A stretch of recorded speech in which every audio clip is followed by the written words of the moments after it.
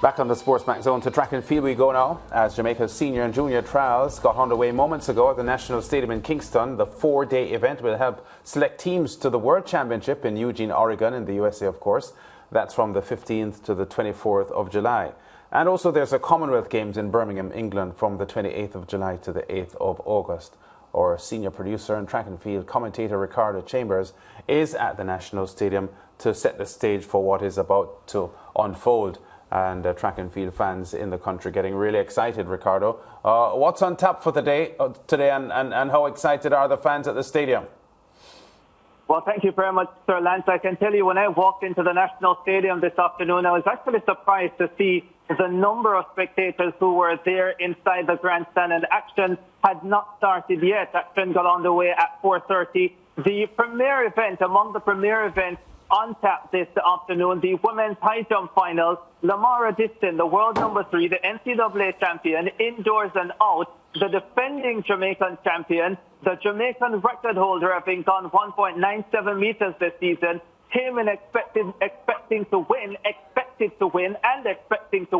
and do so comfortably. But we've had the first shock of the championship. Distin finishing third, actually, only clearing 1.85 meters. The national title going to Kimberly Williamson, the former Edwin Island standout Olympian, and she winning her 7th national title, going clear at 1.88 meters. The best performer of the day was actually Abigail Kwarteng from Ghana, who cleared 1.91 meters. She took the overall victory. Kwarteng attempted 1.96 meters, which is the automatic world champion. I think we lost. A chat with Lamara Distin, who said that, listen, she had issues with her run-up, which incidentally were some of the same issues she had last year at the national championship. She eventually won that, but she was unable to pull it out this time around. Williamson winning her 7th national title and saying that, yes, guess what? I am quite pleased to have won that. Wanted to go 1.96 meters today. Again, that's the automatic World Championship qualifying standard, but Williamson does have a chance of qualifying for the World Championship because she is the 13th best jumper this year. So let's see if her world ranking will be good enough to get her into Eugene, Oregon, since she does not have the automatic qualifying. We also had qualifying in the men's 100 meters, not the big guns.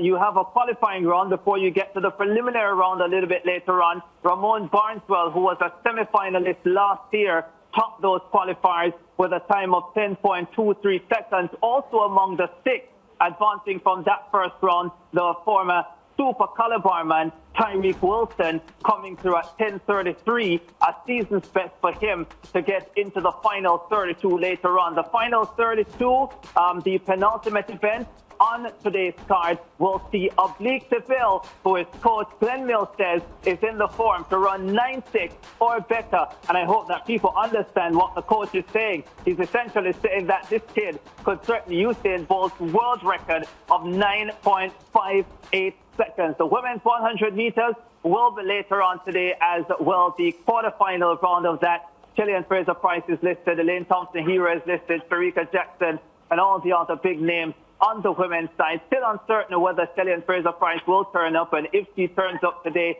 whether she'll turn up again tomorrow. But the championship well and truly on the way here at the National Stadium in Kingston, Jamaica, Lance and George. Yeah, very eager to get some more discussion, Ricardo, on Glenn Mills' pronouncements about Oblique Seville, because we were discussing his prospects at the Nationals and even throughout the 2022 campaign, and we were thinking that this young chap could run a 9.8, but clearly Glenn Mills has far bigger plans for him. Yeah, he sure does, and it's not often that Glenn Mills comes out publicly and makes these pronouncements. And I really do believe that if Glenn Mills says he's in the shape to run 9.6, then he's in the shape to run 9.6.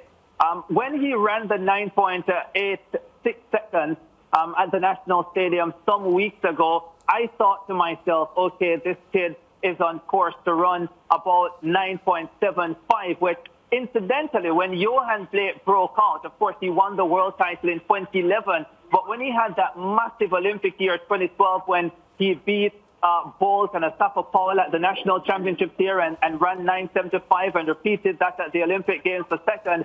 When I saw Seville a few weeks ago, I thought to myself, okay, seems as if he's on a similar trajectory and could end the season at about 9.75. Well, Glenn Mills is saying that this kid is even better than that. Remember, Glenn had told us in that interview we did with him at the end of last season, where he said, listen, Seville had some injury issues in 2021, and so he wasn't able to train at the level that we would have hoped. But once he stays healthy, he's going to be so much better, and 2022 would be his year, and things are looking up. And from the pronouncements of the coach, my goodness me, just can't wait to see what happens tonight, and especially what takes place for the semifinals and the final on Friday night.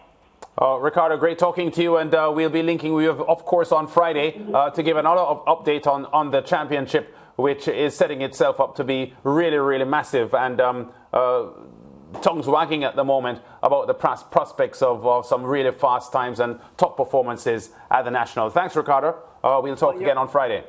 You're welcome, Lance. Take care. Yeah, we go to break. We'll return in a short while with more on the SportsMax Zone.